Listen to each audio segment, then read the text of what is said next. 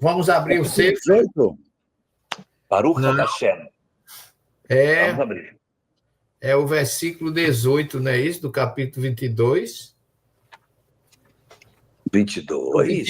21, desculpa. Do 21. Tá faltando só uma pontinha do 21. A gente pode fechar Não, o 21 e não é- abrir o 20, e o 22. O 21, está faltando o versículo 22 e 23, que é a questão somente. Isso aí a gente...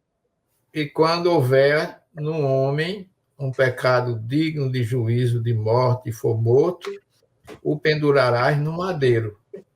Não pernoitará seu cadáver no madeiro, porém certamente o enterrarás no mesmo dia, porquanto o pendurado é um desprezo ao eterno, e não contaminarás a tua terra, que o eterno, teu Deus, te dá em herança. A palavra é sua, Álvaro. Eu ainda não achei onde a gente está, professor. Pode É o perguntar. O versículo do 21. 21, os últimos versículos, 22 e 23. 22 e 23. Porque o outro a gente falou da última terça. Aquele filho rebelde, etc, a gente bateu muito. Falamos bastante dele. Professor, acho que o senhor pode fazer uma conexão bíblica aí. Pode. Tem uma conexão faço, incrível. Mas eu queria ouvir você, porque eu estou me lembrando aqui na sexta-feira da morte, da crucificação de Jesus, né? Sim. Que foi quebrar-lhes as pernas para ele não continuar vivo, porque não podia ficar ninguém no madeiro. O que é uma obediência ao Deuteronômio 22 e 23.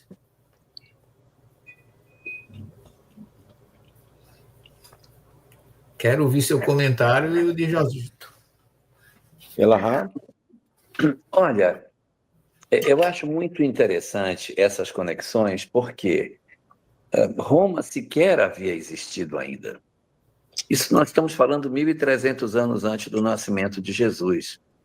Roma nem estava estruturado. A pena da crucificação, que não foi criada para Jesus, existiu antes dele, com ele e muito também depois dele, ou seja, Jesus não é o crucificado da história. Temos muitos outros, fala-se, não sei se é verdade, né, que Espartacus, um escravo que se revoltou contra o Império Romano, comandou uma revolução de escravos que o Império Romano depois sufoca e ele crucifica, segundo dizem, 5.000 pessoas. Né? Então, a crucificação não foi uma coisa inédita e não foi só Jesus que passou por ela.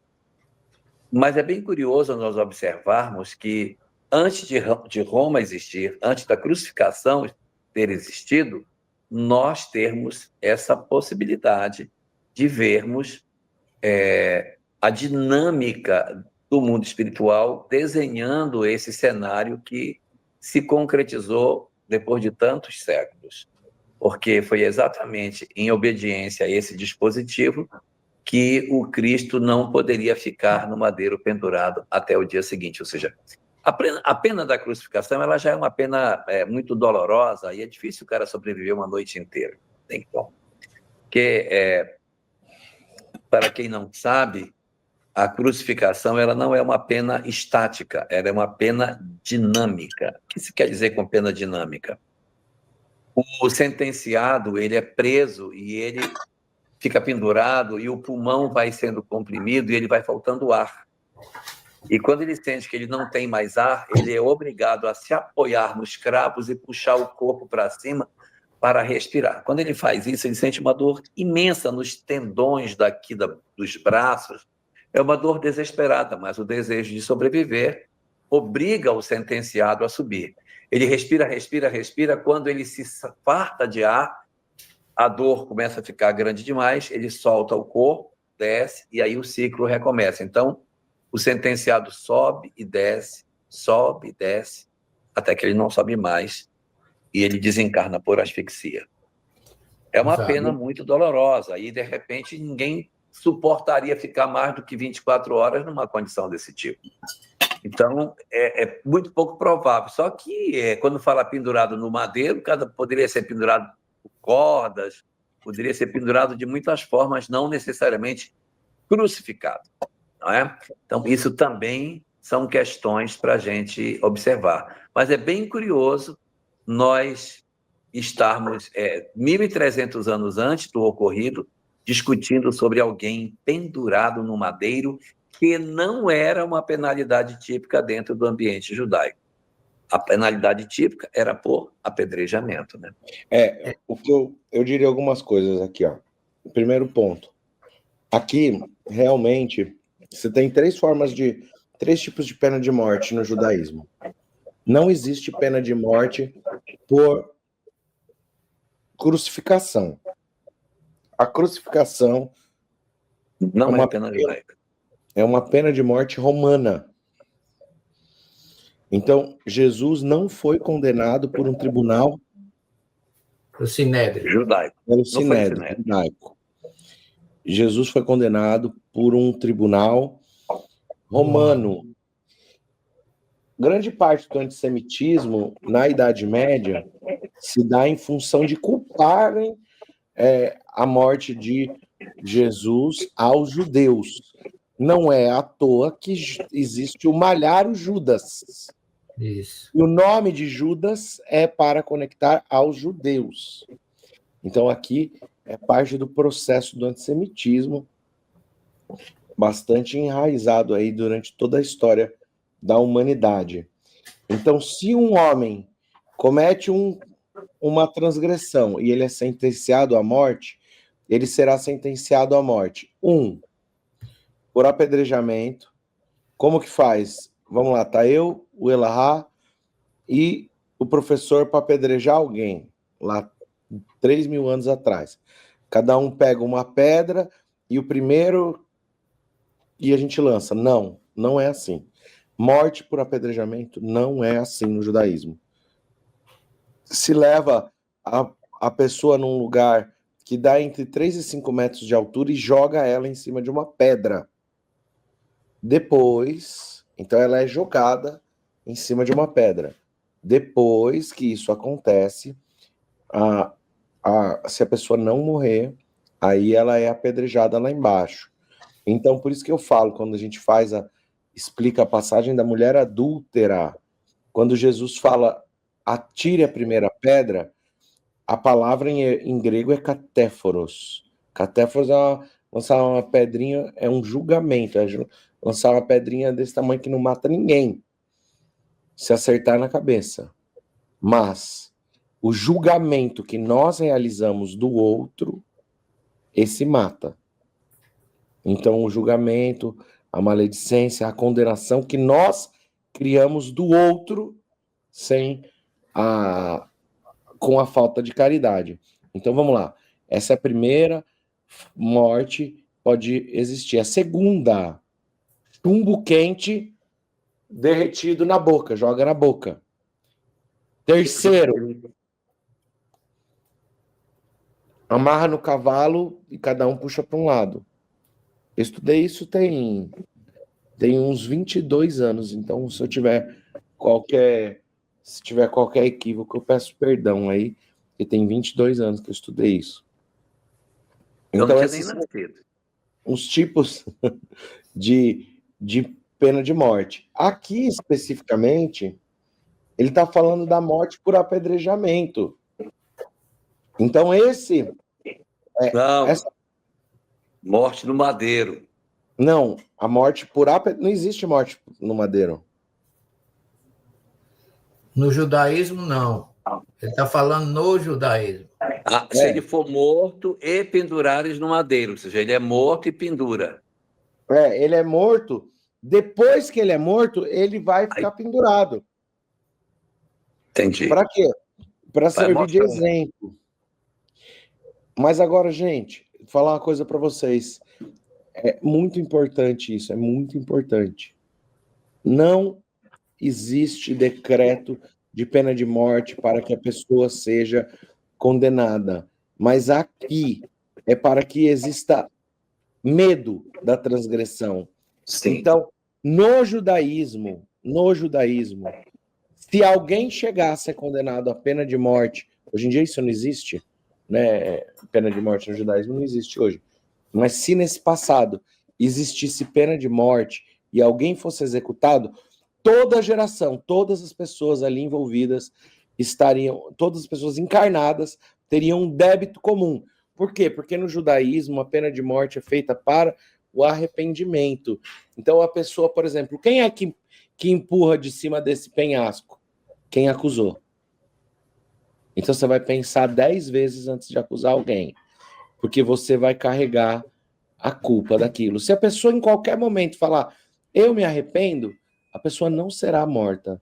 Então, existe o sudarim, o momento em que se leva o santo sudário, sai daí um tecido de cor roxa, talvez, para que venha a sinalizar que aquilo vai acontecer. Pergunta-se, não é possível que ninguém tenha nada para dizer de bom sobre ela. Se uma única pessoa se manifestar, não existe execução.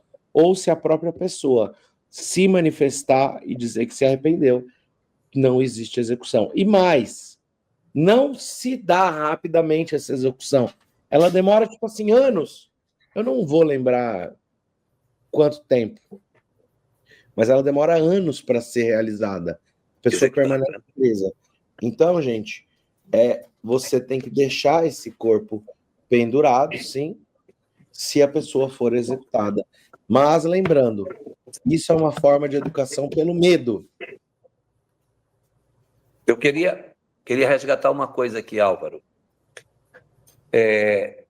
Quando se visita um cemitério judaico, é comum o cemitério ter duas porções. Ele tem uma porção na frente, aí ele tem um arco e tem uma porção do lado de trás desse arco. Como se fossem duas áreas distintas para sepultamento de pessoas. A área da frente, que homens ficam de um lado e as mulheres ficam do outro. No fundo, há um arco e depois desse arco tem mais um pedaço de terreno aonde você também pode servir para sepultamento. Só que quem é sepultado depois do arco são consideradas as pessoas indignas que foram sepultadas depois desse arco. E a maior desonra é você ser sepultado do lado de lá, onde você é considerado um traidor, alguém que, meu Deus, que se suicidou, é sempre uma coisa que para o judaísmo é muito grave. Só que o que é comum nos cemitérios judaicos? Não tem ninguém do lado de lá. Não tem ninguém. Porque é tanta desonra que, mesmo existindo isso, eles não sepultam ninguém depois do arco. Mas a pessoa se suicidou, o rabino vai analisar e vai dizer, não, mas ele no último minuto ele se arrependeu, porque ele tinha sinais de pele debaixo das unhas, então ele lutou para tirar a corda, então ele se arrependeu, pode enterrar normal, aí não vai lá para trás. Então isso se soma muito a essa leitura que o Álvaro está nos apresentando. Isto existe para, de certa maneira, intimidar o erro, mas não é hábito você utilizar-se disso para segregar pessoas dentro do povo judaico. Não sei se eu estou sendo claro no que eu falo. Foi claro, sim. Deu para entender, sim. Inclusive, professor, o senhor quer comentar alguma coisa ou vamos por 22? Não. O 22, 1 a 4 é bem legal. Eu quero comentar mais alguma coisa. Você falou aí a questão de que a pessoa que era morta por apedrejamento no judaísmo, que é jogado lá de cima, em cima da pedra. E eu estou me lembrando de Tiago, irmão de Jesus, que a morte dele foi assim, depois de 30 anos, dirigindo a igreja de Jerusalém, a comunidade, não igreja, a comunidade de Jerusalém. Mas tem o que a gente acabou de ler, uma recomendação para que mesmo aquele que fosse pendurado no madeiro não ficasse...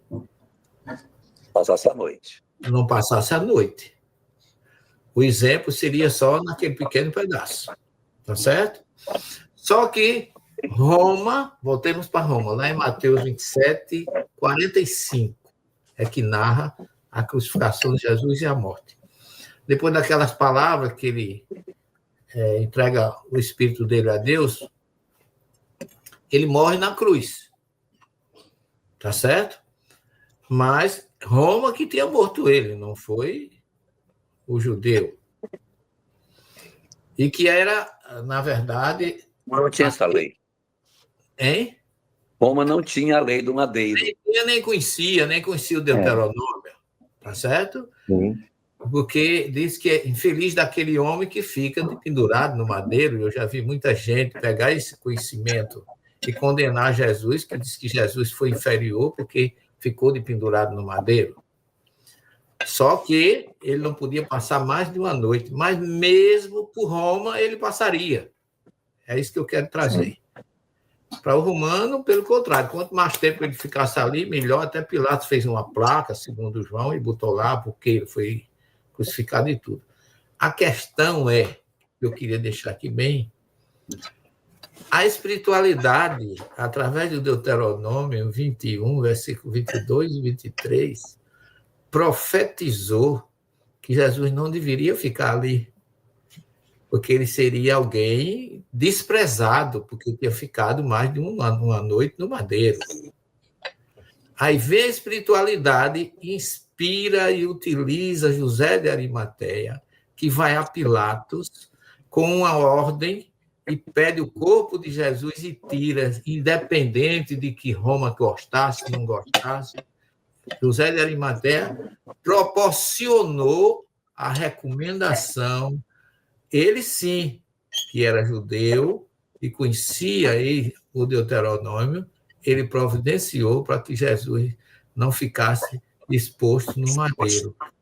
Então, isso é que eu quero ratificar, porque eu já vi muita gente dizer que Jesus era inferior, que ele foi pendurado no madeiro, porque infeliz daquele, seria o menor dos homens. E já vi muita gente dizer Jesus ficou de pendurado para quebrar esse tabu, o que não tem nada absolutamente a ver.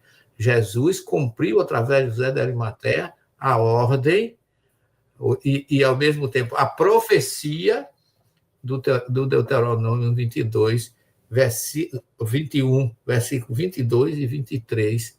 Eu queria deixar isso bem colocado para que ninguém tenha dúvidas da ação divina que aconteceu, independente de Roma, independente de quem quer que fosse, para que Jesus não ficasse pendurado uma noite no madeiro, que para Roma era até melhor que ele ficasse, quanto mais tempo ficasse, melhor. Não sei se vocês... E vale lembrar, vale dizer, eu falo assim, quando a gente faz essa... Faz muito tempo que eu não falo da mulher adúltera, mas a gente usa lá, traz essa lei de pena de morte, apedrejamento, etc. E é interessantíssimo que quando Emmanuel, no livro Paulo e Estevão, vai descrever o processo de morte de Estevão, o apedrejamento, ele escreve assim com detalhes, linha por linha, não estou exagerando, linha por linha do Maseret Sanhedrin, do Talmud, do tratado, que, gente, só existia em aramaico. Quando eu era criança, jovem, já não existia em português. Era no máximo em inglês. Mas ao tempo do Chico, eu não tenho dúvida que só existia em aramaico e hebraico, que é assim, raríssimo. Algo raríssimo. Não tinha como o Chico ter acesso a isso, eu tenho certeza. Na verdade, só tem em aramaico, né? Só tinha em aramaico, porque o Talmud Babli está escrito em aramaico. E Talmud da Babilônia. Então, lá está linha por linha. E Emmanuel faz questão de dizer um ritual macabro. É um ritual... Emmanuel deixa claro que ali existe a vontade e a influência de Paulo. Aliás, de Saulo. Paulo é o nome dele em romano. Em Latino. E Saulo é o nome em hebraico. Então, ele faz toda a questão de escrever isso. Eu acho que vale muito a pena a gente ver isso. para mostrar o conhecimento de Emmanuel e a autenticidade da mediunidade de Chico Xavier. Ao tempo de Bar Kokhba, por exemplo, foram crucificados 200 mil judeus. 200 mil, você falou? 200 mil. 200 mil judeus. Não tinha árvore para derrubar. E no tempo da situação Loucura, né? do ano 70, mas foi já depois do ano 70, no episódio de Massada, Roma já tinha preparado cruzes para crucificar aquele pessoal que estava lá em cima, dali de Massada até Jerusalém, até onde chegasse, eles iriam colocar... É uns 60 quilômetros, talvez, professor? Eu não lembro de cabeça. Mais ou menos isso, porque você sai, vamos ver, você sai daquela região às 4 da tarde e você chega na Galileia já 8, 9 horas da noite, 7, 8 horas da noite. É longe. É longe. Em Jerusalém, é mais de 30 quilômetros para Jerusalém. É 30? Eu não lembro quanto. É mais um não dão 60 quilômetros? É, mais ou menos. Eu acho que é. Eu não lembro. A distância exata, não, mas você teria que chegar de Massada até Jericó e de Jericó subir a estrada do sangue até Jerusalém. Na margem da estrada, eles tinham preparado isso. Dá mais de 30 quilômetros, dá quase 60, deve dar uns 50 quilômetros, mais ou menos. Olha, eu quero lembrar 2 episódios da história do Brasil em que isso aconteceu. O primeiro deles... Em linha reta, 53 quilômetros. Quanto? Em linha reta, 53 quilômetros. Pois é, mas seguindo a estrada, 190. Nossa. Hoje. É muito longe. E hoje já está moderno, né? Hoje já está moderno. E eles tinham preparado cruzes para crucificar eles até Jerusalém. Que coisa, né? Em 2 momentos da história do Brasil isso aconteceu.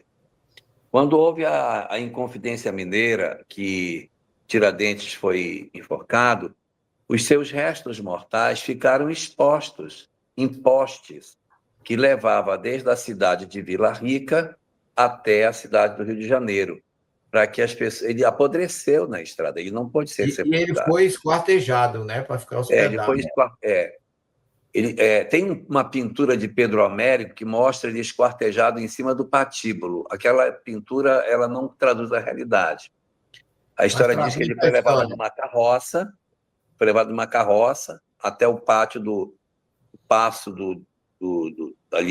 da Praça 15, e ali dentro é que ele foi esquartejado e todas as suas partes foram penduradas na estrada, sendo que a cabeça ficou lá em Vila Rica, que era para poder ninguém desafiar a coroa, porque ele ousou desafiá-la, né? 30 anos depois, exatamente 30 anos depois, ocorre o grito da independência, e a obra Brasil, Coração do Mundo, Pátria do Evangelho diz que no momento em que Pedro II tira a espada e diz independência ou morte, o Tiradentes encostou nele e o grito foi dado pelos dois.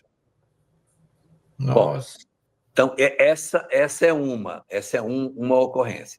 E a outra aconteceu bem perto do professor Severino, quando houve a morte de Lampião e seu bando, e os corpos ficaram expostos, as cabeças apodreceram, eles levavam nas feiras, andaram de cidade em cidade mostrando, porque não tinha WhatsApp na época, então eles foram mortos na Gruta de Angico, em Sergipe, e foram cortar as cabeças, levaram mostrando nas estradas. Isso, eu não me lembro a data da morte de Lampião, mas eu sei que em 1968, em janeiro de 1969, mais especificamente no dia 14 de janeiro de 1969, eu fui conhecer Salvador pela primeira vez, e visitando o Museu da Bahia, estava lá dentro de 2 vidros grandes, a cabeça do Lampião e a cabeça de Maria Bonita, ainda expostas no museu. Recentemente, a família recorreu à justiça para enterrar a cabeça dele. Nossa, não sabia disso, professor. É um escárnio, né? É uma exposição desnecessária, né? E a gente ia com aquilo ali como se fosse realmente o que aconteceu com Tiradentes, aconteceu com Jesus, né, lá na cruz, que, logicamente, que a gente está falando aqui de evolução espiritual. A gente está falando do que o ser humano vai fazer, né? E eu fiquei até chocado com aquilo, porque os olhos das pessoas me dizem muita coisa, né? Eu tenho uma fixação muito grande e conheço muitas coisas das pessoas só pelos olhares. E vale a pena dizer que até hoje estão sendo resgatados espíritos ligados ao bando de Lampião. Porque você mediúnicas. E através, inclusive, de Peixotinho e o espírito que você recebe lá no tratamento, que é o Zé Grosso. O Zé Grosso ajuda ainda hoje nessa tarefa. O Zé Grosso ajuda nessa tarefa, ele auxilia. E ele é um ex-cangaceiro, né? Ele foi do bando de Lampião, né? Ele foi morto exatamente por ser do bando de Lampião. Um espírito de uma amorosidade ímpar. Fantástico ele, fantástico. Uma simplicidade, uma amorosidade, uma capacidade. Ele foi o bando de Lampião para proteger as famílias, porque ele ia avisar nas fazendas quando Lampião invadir, para afastar as crianças e as mulheres. Quando Lampião descobriu que era ele, arrancou os olhos dele e deixou ele morrer na caatinga, de infecção ocular, sem nenhuma proteção, sem nenhuma ajuda. E Lampião foi morto pelo tenente, que era o inimigo número 1 dele, e foi traído por um dos chamados coiteiros, que naquela época os fazendeiros eram os coiteiros. Acoitavam, né? Acoitavam. E ele pediu a um fazendeiro para mandar uma carta. Se tivesse segurança onde eles estavam, se ninguém soubesse, ele enviasse uma carga de vinho para eles. E ele mandou preparar o vinho, a bebida, botou no jumento. Ele já sabia onde o Lampião estava, que mandou a pessoa para lá, e avisou ao bando de policiais onde é que ele se encontrava. Então, ele, quando viu chegar o vinho, disse: podemos beber, podemos comemorar. Só que Maria Bonita, da madrugada, ela ainda viu o bando chegando, que eles levaram uma metralhadora, ela ainda viu as pessoas, até mesmo por inexperiência, não, por segurança e por certeza, ela viu o fogo do cigarro dos policiais fumando dentro da caatinga, e ela disse: parece que tem macaco aí. Ela foi avisada, porque eles chamavam os policiais de macaco. O bando chamava ele de macaco. E eles beberam, se embriagaram, comeram vinho, estava seguro, porque Lampião recebeu a mensagem que não tinha perigo nenhum. Bebamos. Eu me lembro da entrada de Sardes, né? Quando os persas chegaram, roubaram o muro, o pessoal estava tudo bêbado, que achava que era inviolável o muro. E a mesma coisa aconteceu com o Lampião. Só que ele desperta de 5h30 da manhã, estava todo mundo dormindo ainda, embriagado, e ele sai com Maria Bonita. Quando ele sai da tenda, a metralhadora começou a disparar. Ali mesmo ele foi executado. E quem foi se acordando, quem foi despertando foi executado.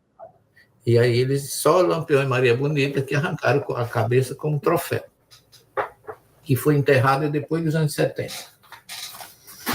O Carlos Campos escreveu aqui: Erasto cita em O Livro dos Médiuns que os bons espíritos buscam o conhecimento do próprio médium para trazer uma mensagem ou ensinamento universal. Mas com o Chico isso não ocorreu em Paulo Estevão? Carlos, conhecimento do médium dessa encarnação ou conhecimento anímico de todas as encarnações? É um conhecimento anímico. Isso está lá no capítulo... Já não vou me recordar, que eu estou ficando velho. Está nos domínios da mediunidade, quando vai receber uma mensagem de um benfeitor médico, e ali é descrito que não possuía a médium o conhecimento desta encarnação, nem de outras encarnações. Mas ela tinha boa vontade para receber aquela mensagem. Então, os espíritos se usam do arcabouço psíquico dela. Outra questão importante, aqui, existe uma qualidade de médium que são chamados médiums positivos, alta capacidade de percepção de fluido. Então, por exemplo, quando se aproxima um espírito e o médium consegue perceber no fluido a história como um todo, é uma percepção que não está na condição anímica do médium, mas se deu através da capacidade de interpretação de fluido. Outro aspecto, existe na mediunidade diversas formas, por exemplo, a psicografia intuitiva, a psicografia semimecânica e a psicografia mecânica, estando passivo o espírito, o médium de receber, sem absoluta nenhuma consciência, o conteúdo da mensagem. Então, acho que vale a pena citar essas questões. Lembrando que Chico era um médium mecânico que escrevia com as duas mãos, a mão direita uma mensagem de um espírito, na mão esquerda outra, e conversando às vezes com as pessoas. Ele não tinha nenhuma consciência do que estava acontecendo. O médium mecânico realmente ele nem necessita ter registros, porque o impulso é direto, né? Então, é diferente. Ele é realmente o microfone, né? Não tem outra alternativa. É diferente da mediunidade de Ivone, porque Ivone, primeiro era retirada, via as cenas, visitava os ambientes, participava das festas, e depois é que era escrito o texto. Ele vinha e produzia o texto, e os arquivos dela eram acionados em função das visitas que ela fazia nas festas, ou das memórias que ele buscava dentro dela para poder produzir os textos. É um transe sonambúlico também, no sentido de que ela adentra em um transe em regressão de memória. É uma mistura de tudo, né? Porque tinha histórias que ela contava que ela fazia parte, mas o livro Amor e Ódio, por exemplo, ela não é personagem da história. Mas ela consegue assistir através de uma tela fluídica. Exato, ela assiste e ela depois constrói com muito mais nitidez a história. É um outro modelo. Lembrando. E esse é o transe, Elahá, dos médiuns do Antigo Testamento. É o mesmo transe de Ivone Pereira do Amaral, porque eles dormem. Ela não estava ali consciente, né? Ela estava em estado sonambúlico, mas diferente da psicografia mecânica. João também, né? João no Apocalipse. Paulo também. Ele narra que eu fui levado. Em sonho, eu fui levado no dia do Senhor a uma região que ele foi até inseguro. Ele não foi tranquilo, parece até com Jeremias, com aquelas visões proféticas, né? Então, e ele tem desdobramento, que ele foi levado, depois ele tem clara audiência, porque ele disse, eu ouvi uma voz que me dizia, tudo que vedes também médio vidente, escreve e envia a 7 comunidades. Então, desdobramento, clara audiência, clara evidência e psicografia, como a gente diz aqui no Nordeste, numa cacetada só, juntou 4 tipos. Eu estou vendo que este Sefer hoje não vai ter nem uma roladinha nem uma roladinha, nem para um lado, nem para o outro. Não, e outra coisa mais, professor. Eu falei de Paulo, porque Paulo tem um encontro com Jesus da mesma forma. Isso. Porque está escrito lá, ele caiu de cara. Nefilatalpaim. Nefilatalpaim é o nome do transe dos profetas. Eles caem de cara. No chão, né? Esse é o sentido. No chão, né? É o completo desligamento. São médiuns que têm a capacidade de desligar todos os centros de força, entrando aí no processo que pode se comparar à catalepsia. É o caso de Ivone Pereira do Amaral, que viveu a catalepsia pela mesma forma de transe, e Chico da qual dizia, ela tem como potencialidade orgânica. Chico Xavier dizia, na sua humildade, que Ivone era mais médium do que ele. Nossa! Já ela mais médio do que eu, ela tem mais capacidade. E no caso de Paulo, voltando ao que você colocou, Aura, ele realmente, a narrativa diz que ele perdeu completamente os sentidos físicos, né? E passou só a receber a mensagem espiritual de Jesus. Não só ali, mas também lá quando ele chega em Alexandria de Trode, que Jesus apresenta. Primeiro, ele ia para Bitínia, ele queria ir para o norte da galáxia, e Jesus disse: não, vá a Troade. Quer dizer, foi Jesus quem dirigiu ele para Troade, e lá é que chega o conhecido homem da Macedônia e o convida em transe para ir atravessar o mar Egeu e ir ao outro lado. Mas se Emmanuel Celso entrou para buscar os arquivos do plano espiritual para escrever Paulo e Estevão, mas durante o transe mediúnico tinha que ter algum espírito ali. Não, mas ele se ausenta para ir lá buscar e trazer, né?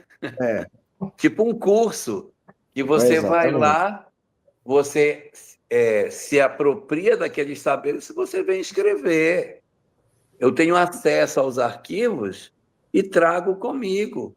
É igual uma pessoa que assiste um curso e depois ela vai trazer, vai fazer ser o multiplicador daquele curso para uma outra turma. Não vejo aí nenhuma dificuldade.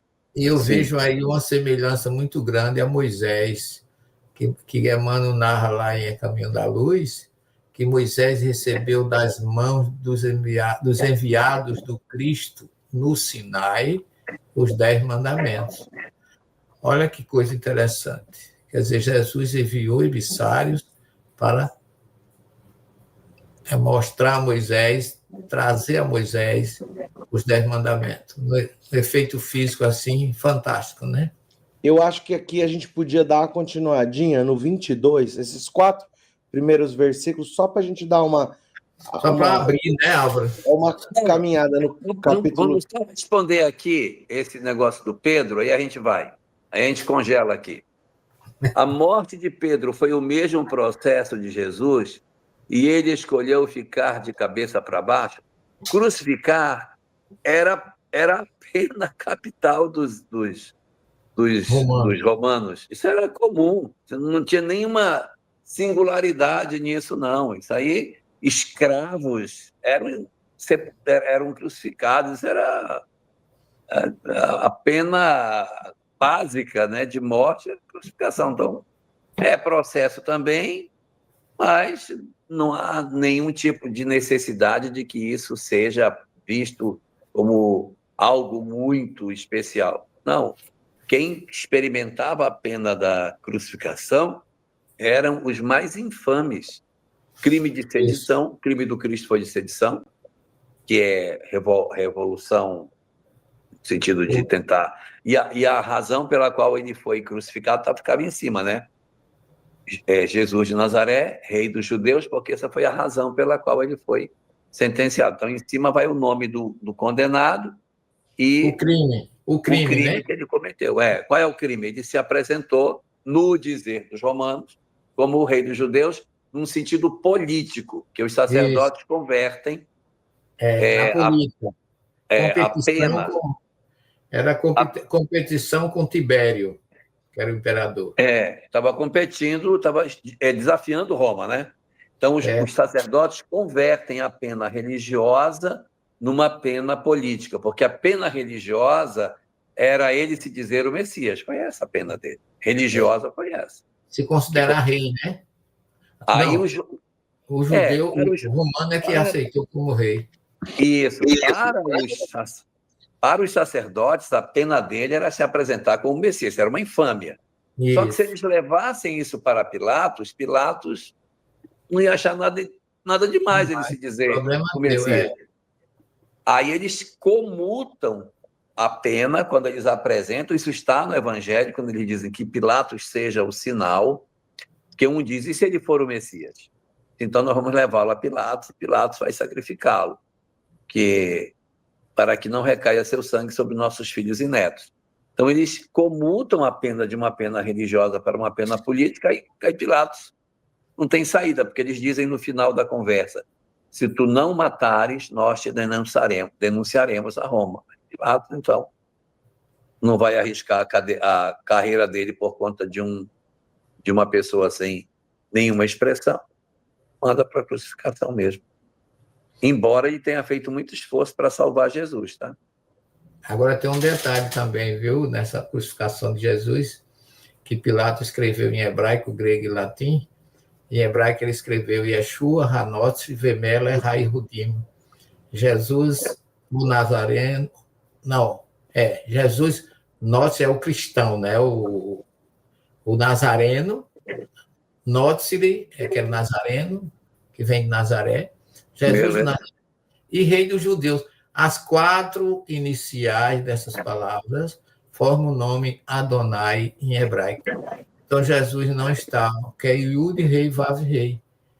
Yeshua, Rei, né? Hanotsri, ou Nazareno, V, Mele e Rei, Rai Rudim.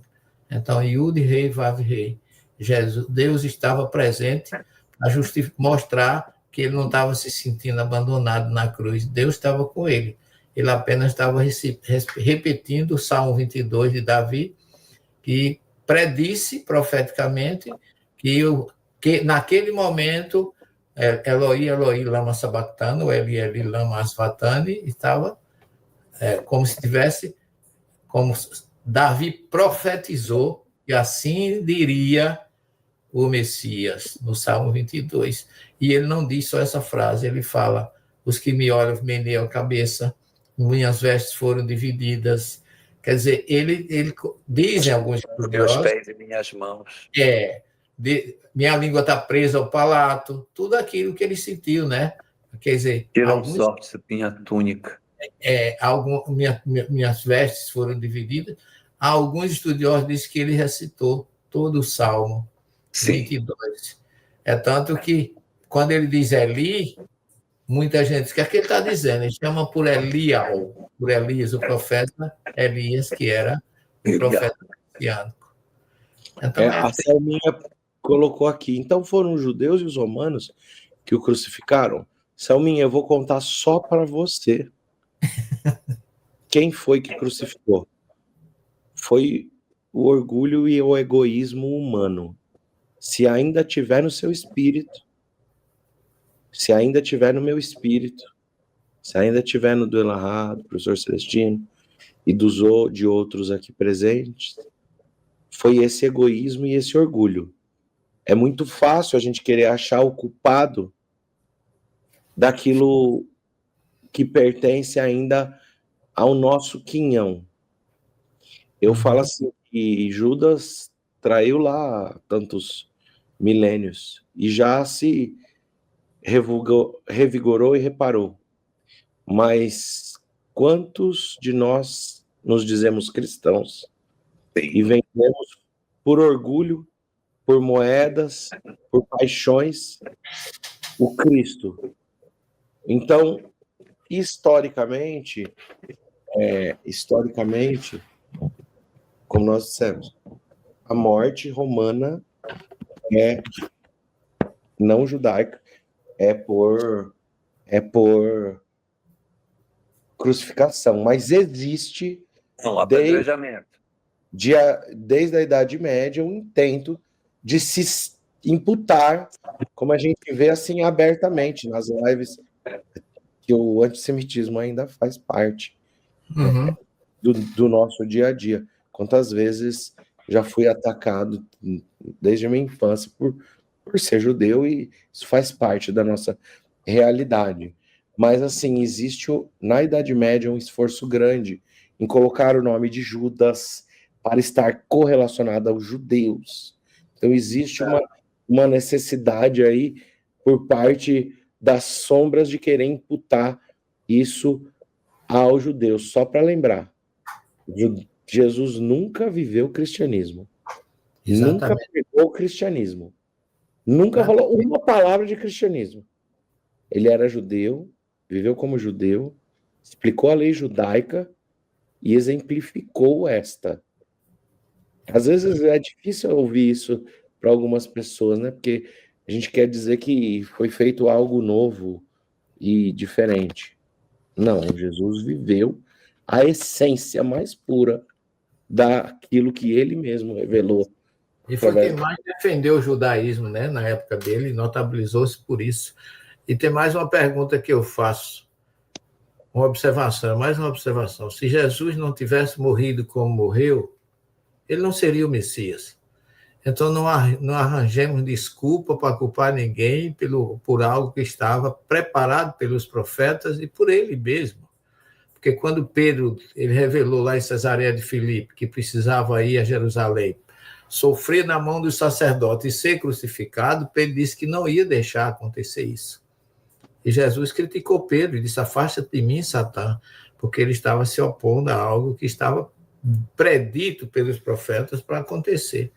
Então, não arranjemos desculpas ou culpado para a morte de Jesus, que foi um projeto dele. Essa que é a verdadeira história. Agora, eu acho que vale a pena a gente dar uma entradinha. Não é... Esses 4 versículos são curtos, não tem nada muito grande. 4 versículos que vão dizer sobre o cuidado com a propriedade alheia. O judaísmo tem uma profunda preocupação com a propriedade. Então, a gente viu direito de herança, a gente viu uma série de elementos. Então, cuidado com a propriedade alheia. Capítulo 22, versículo 1. Você não verá o boi ou o carneiro de seu irmão perdido e fechará os seus olhos. Você devolverá. Mas se seu irmão não estiver perto e você não conhecê-lo, você trará o animal para a sua casa e ficará com você até que seu irmão procure por ele. Então, você o devolverá. Você não fará com o seu jumento, você fará o mesmo com o seu jumento, com as roupas, você fará o mesmo com qualquer bem de seu irmão que ele tenha perdido, que você encontrou.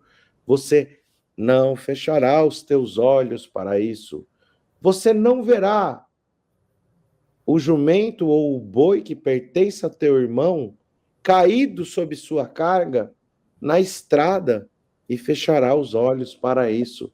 Ao contrário, você ajudará a levantar a carga junto com ele. Gente, isso aqui é tão lindo.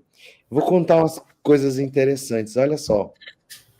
Talmud, eu não, acho que é Baba Kama ou Baba Metzia, não lembro qual dos 2 tratados que discutem essas passagens. É um dos 2. Eu já estou ficando velho, estou alcançando o Elahá e eu já não me recordo. Mas um dos 2 tratados que, assim, discute essas leis, trazem questões muito interessantes.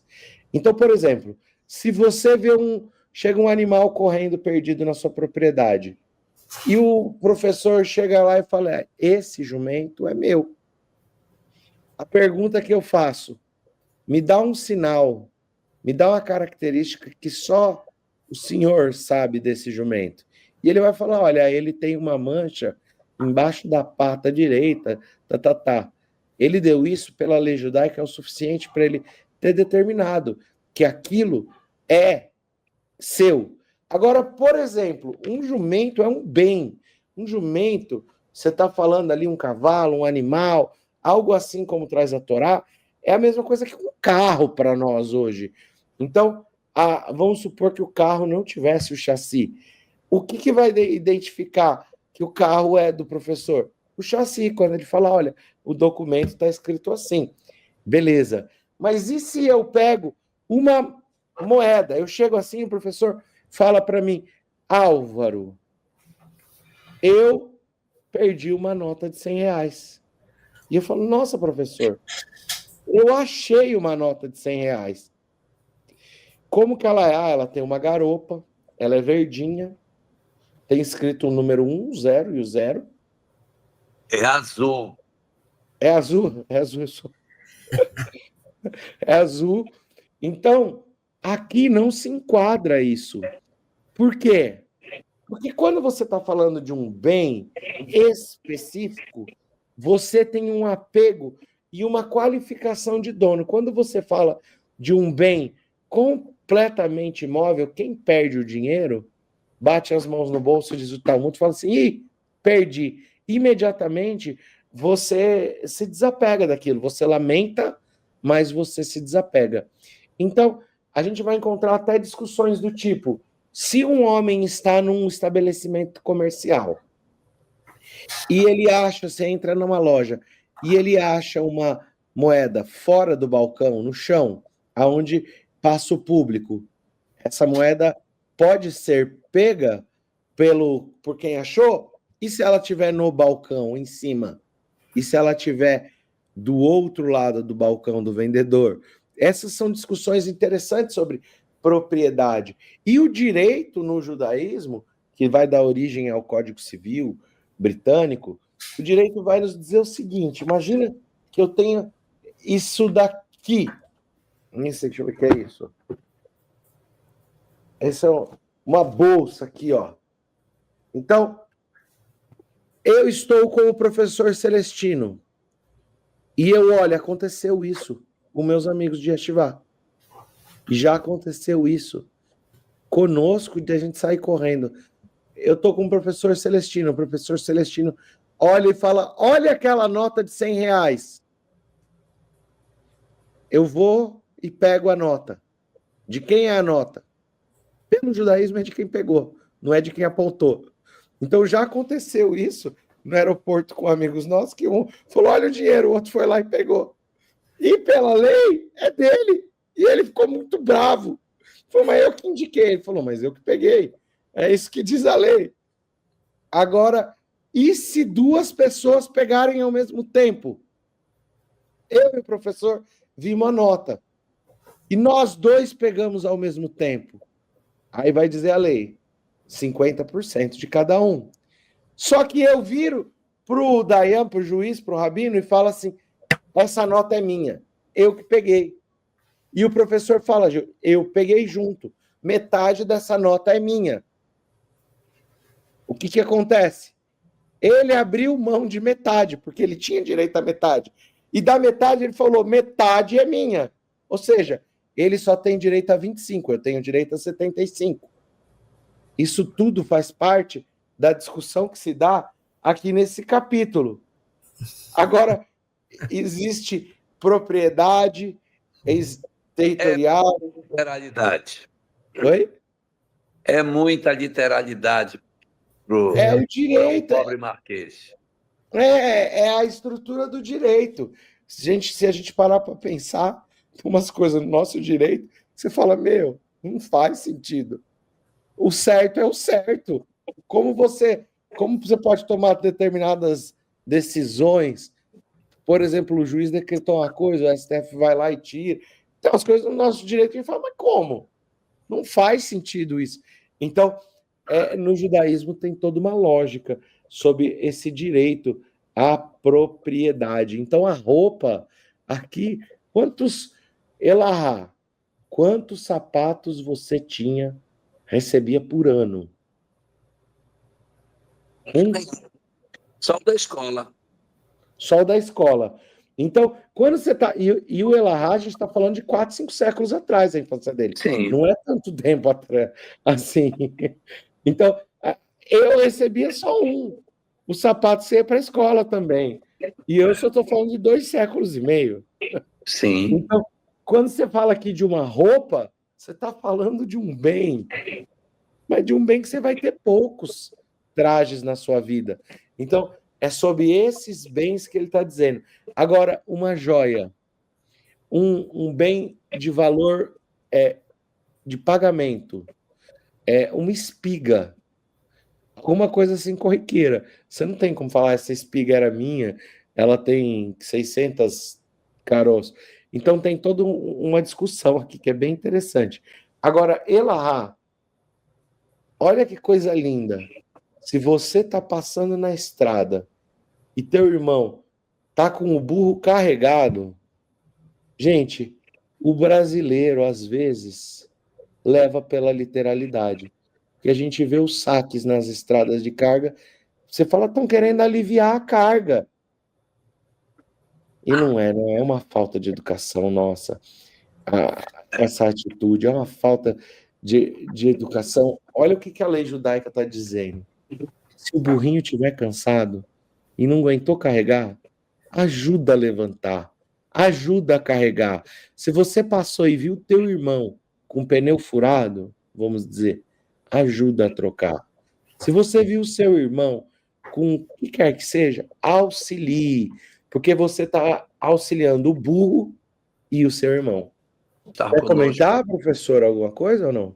Eu só queria dizer que esses 4 versículos me lembram da solidariedade com o irmão, independente de cor, sexo ou raça, e que nós temos uma parábola que discutimos, estudamos profundamente sobre isso, que é a parábola do bom samaritano, que está lá em Lucas, e que estará no volume 2 das nossas parábolas, que já estão sendo corrigidas. Quer dizer, Jesus, com a parábola do bom samaritano, ele trouxe essa lembrança do Deuteronômio 22. E ainda há quem diga que Jesus não tinha nada a ver com o judaísmo, lamentavelmente. Ele ensinou, ele orientou e ele serviu como manda a Torá, que ele jurou fidelidade a ela, não vim destruir a Torá e os profetas, está em Mateus 5, 17, 18 e 19. Então, realmente, o que você está dizendo aí, que Jesus, na parábola do bom samaritano, o homem estava assaltado, estava caído, passou o sacerdote, passou o doutor, passou o levita, e quem nem teve coração humano e solidariedade foi aquele que era o discriminado de então, o samaritano que não gostava, que não se entendia muito bem com os judeus. Isso me lembra esses versículos, essa parábola. É isso que eu queria registrar. Olha, professor. Olha lá. Quem é? Cafazinho. Uma pintura mediúnica dele. Nossa, que maravilha! Quando ele desencarnou na última encarnação, aos 7 anos. Nossa, como tá bonito! Que lindo! Quem foi que pintou isso, hein? O Lívio, um amigo nosso, um médium tanto. Ele recebeu a pintura. Ficou maravilhoso. Pelo espírito de Klaus. Nossa. Eu queria fazer um comentário sobre o texto. Claro. O comentário que eu queria fazer é o pronome de tratamento usado nessa história. Estão me ouvindo? Ele chama de irmão, quando teu irmão.